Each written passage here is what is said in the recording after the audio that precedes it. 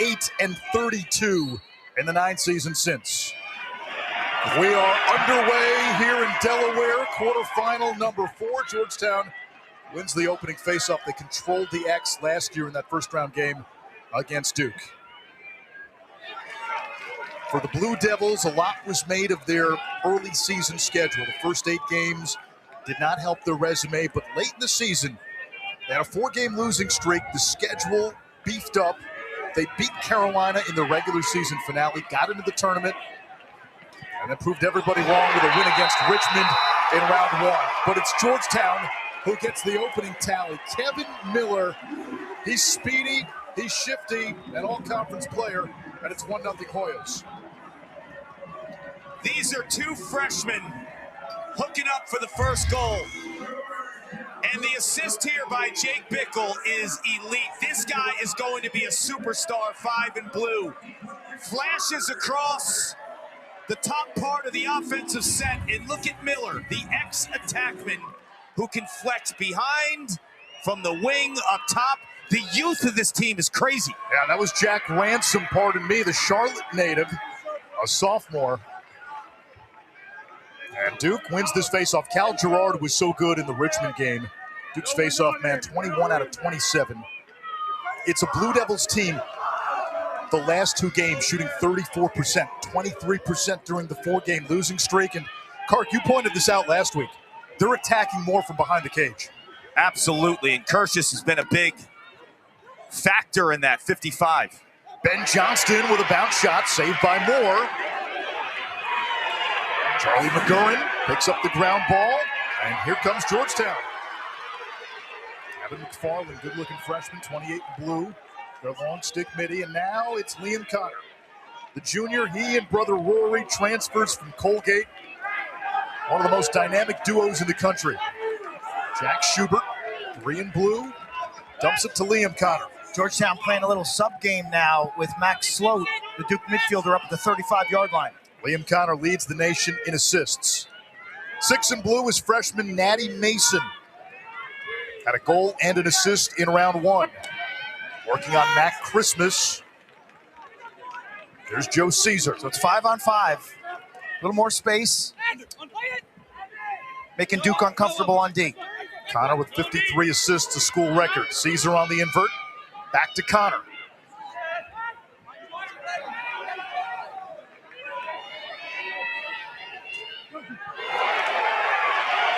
Terrific play that time by Luke Warrington to jar it loose. Ball's loose near the crease. It's the playoffs. Duke emerges. Fewer flags in the playoffs for sure. At Christmas, a threat with the pole.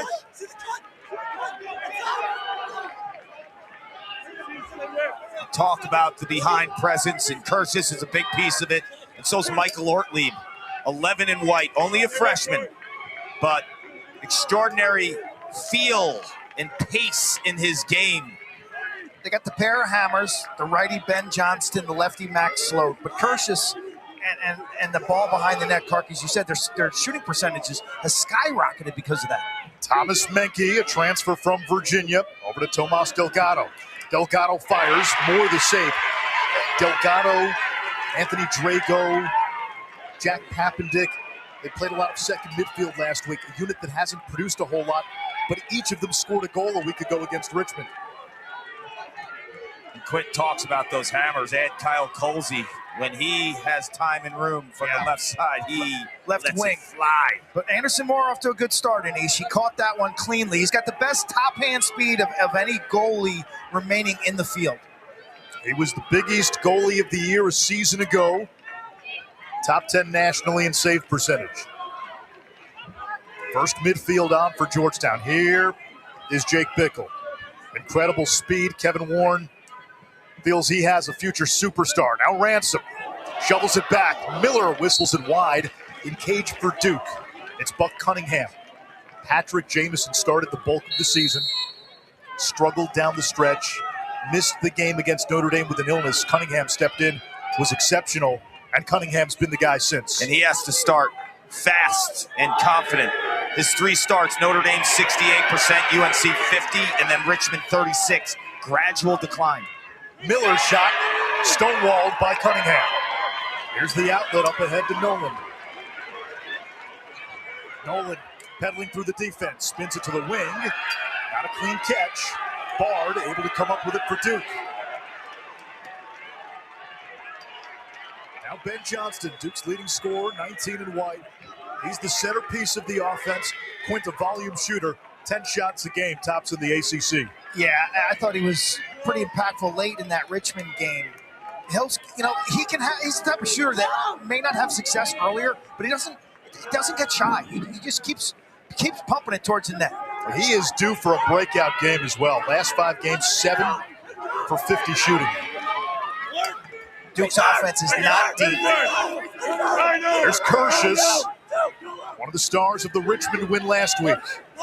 Now Ortlieb, the freshman, looking for Johnston. Sloat picks it up. Sloat's dangerous. He slips to the ground. Ty Banks all over him. The two-time Big East Defensive Player of the Year. And now the flag flies. Kevin Warren stomping Fee-Fi-Fo-Fum on the Georgetown sidelines. Quint's talking about playoff lacrosse. I thought they let potentially a push on the other side go. Twice. On blue, 17, hold, 30 seconds, here, though, right? 17, hold, 30. Reset 60, guys. It's really hard for a defender. With the stick technology in the pockets, the ball does not get dislodged. Look at Sloat. Create separation right there. Thought that could have been a hold on Banks, but they get him the second time. They get him the second time because he takes him down to the turf. Kevin's going to work and work and work. He's going to need multiple shirts in this game. Duke, 46% with the extra man, 11th nationally entering the quarterfinal round. Kershus to Sloat. We're tied at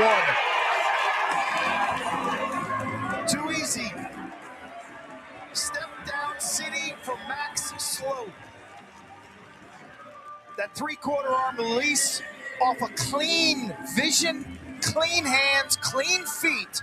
This is just optimal shooting conditions for a guy with this velocity. Yep, you heard the pipe.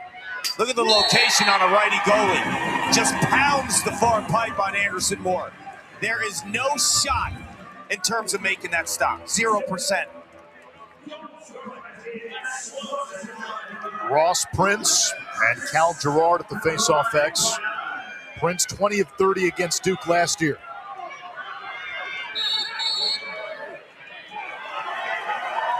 Prince jumped.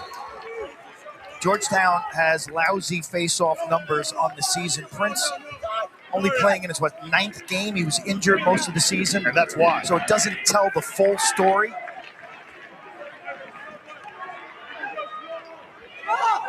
Prince was hurt. Their number 2 face-off man, Wilson Van Buren, out for the season. They had to rely a lot on a freshman, Hayden Cody. There's Colsey. He had the game winner against Richmond. A redshirt freshman. More than a third of Duke's offensive production comes from freshmen. Colsey, Ortlieb, Scaletti. It's a young offense, but a veteran defense. Delgado came on late down the stretch last year. Colsey from the outside, off the pipe. Caroms to Gerard, rolling toward midfield, and it's picked up by Georgetown. Liam Connor directing traffic.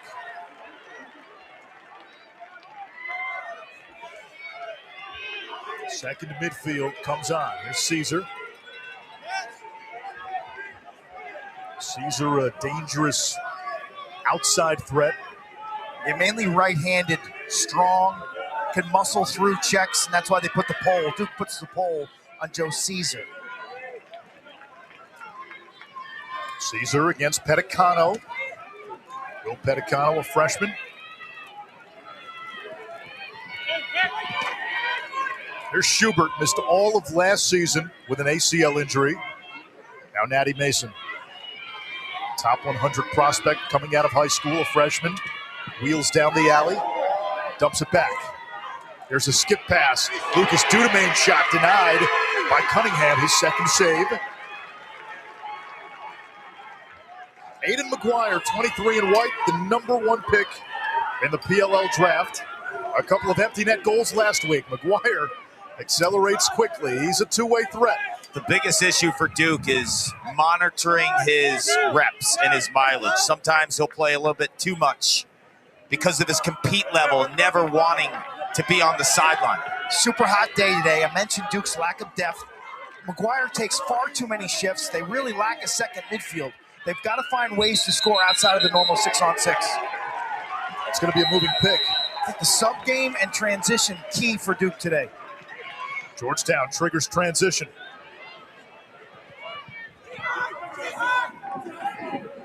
Ranazan behind the cage. Schubert. Schubert completes that offense. Lefty finisher. They missed him last year. Had 3 goals in the round 1 win against Virginia. Picked up by Henry Bard.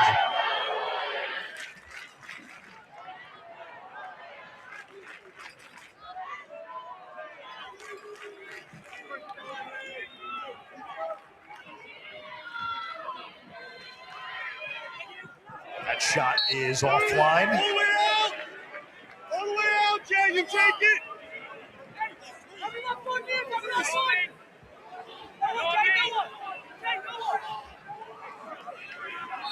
Kevin Miller will be the trigger man off the restart with 30. Miller plays it back to Liam Connor, the nation's leader in assists.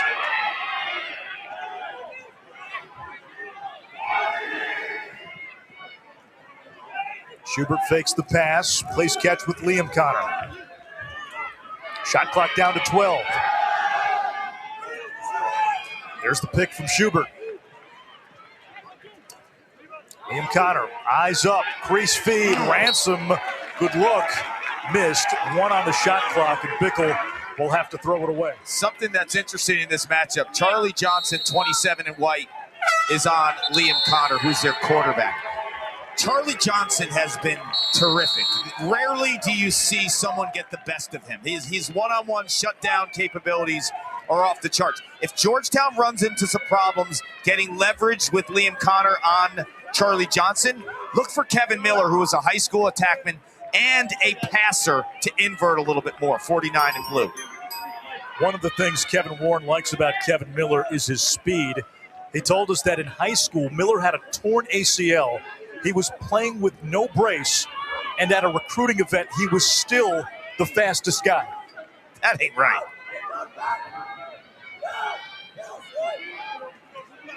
Sloat, he's got the Duke goal. Maneuvers through the D. Anderson Moore got a piece. Confidence by Sloat, taking it to the heart of that defense.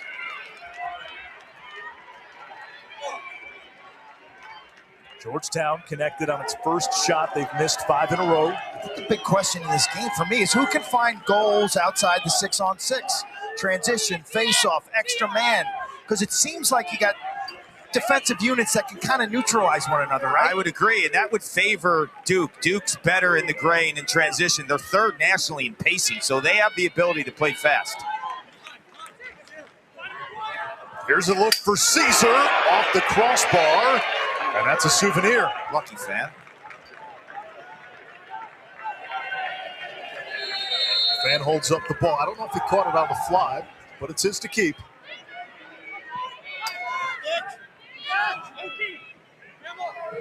Mason going on McGuire. I would attack the other short stick if I were Georgetown. Like right here.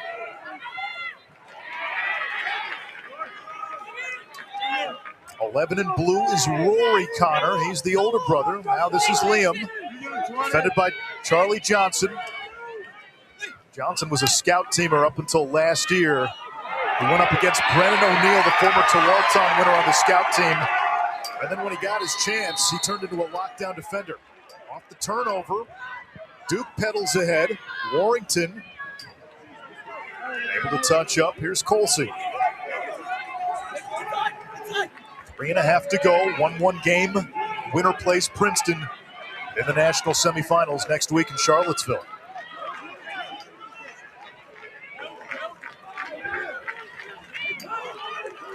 Tell you what, over the years, Duke has not lost many games in Charlottesville.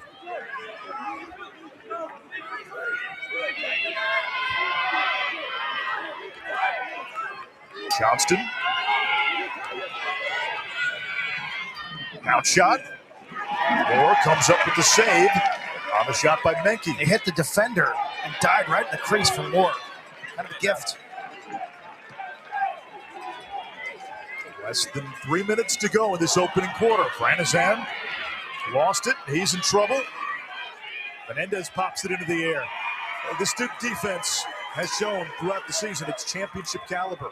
Here's Christmas. Thought about it. Colsey beats Moore down low. Last week's hero gives Duke a 2-1 lead. Moore disgruntled and dejected.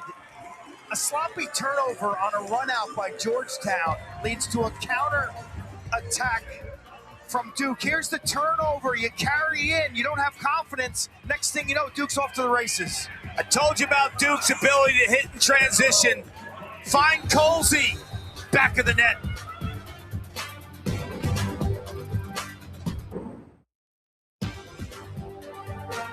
This presentation of the NCAA Men's Lacrosse Championship is presented by Yeti, built for the wild. The 1999 Hofstra team.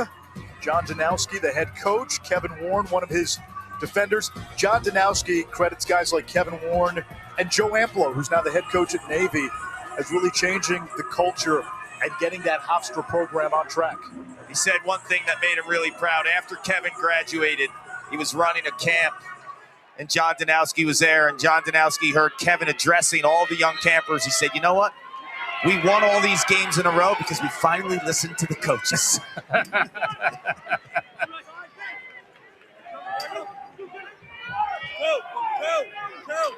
Two of the great coaching personalities in the game.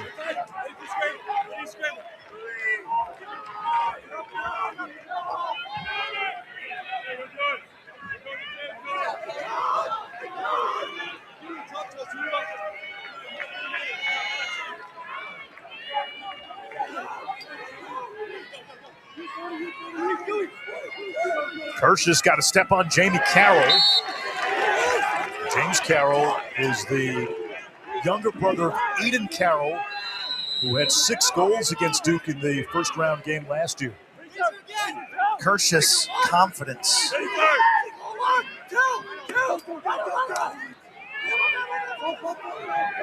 Sloat from the outside, his second. Max Sloat feeling it early. This guy can absolutely rip it. San Mateo, California. Again, feet set, turn and break. This is just a blast. It's a blast. If you're Georgetown, you have to recognize him from the perimeter. I did the Duke-UNC game, and he sprayed 4 1/4. If he gets hot, he gets confident, he's got the giddy up. And look at the location. That's twice now. He throws about 100-mile-an-hour BB to the offside of Anderson Moore. Second team All-American. He and Johnston both played midfield last year. Johnston bumped to attack this year. And Sloat's had a monster season, 30-plus goals on that first midfield. Yeah, Sloats grew up playing catch in the backyard with his dad, Tyler. Played at Sacred Heart out west. I think it's Chris Rotelli's school, right? Yep, Chris Rotelli, a Tewaaraton winner, a national champion for Virginia in 2003. He's done a terrific job mentoring a ton of those Northern California kids. West Coast lacrosse kids. Sloat had 2 goals against Georgetown in the first-round loss last year. Hoyas with the ball. They've missed their last 6. Kevin Miller. There's that straight line speed. The back up to Schubert. The bottom line is, when you watch Duke play, their close defenders rarely get beat. Yes. They rarely get beat. And Aiden McGuire occasionally will get beat, 23 in white. It's the other shorty you have to attack. You got to make a living out of going after the other guy. Here's Rory Connor, Big East Player of the Year. He's got a short stick matchup. To brother Liam. 15 to shoot. They draw the slide. Miller from up top. Cunningham with the save. He's off to a good start. He stopped 3 out of 4. Kevin Unterstein, defensive coordinator of Duke in his first year in that role. Wonderful job so far today. 10 seconds. Johnston has a cutter, a chance for Duke. Moore with a huge save at the end of the quarter. Georgetown got the opening tally. Duke responded with 3 straight.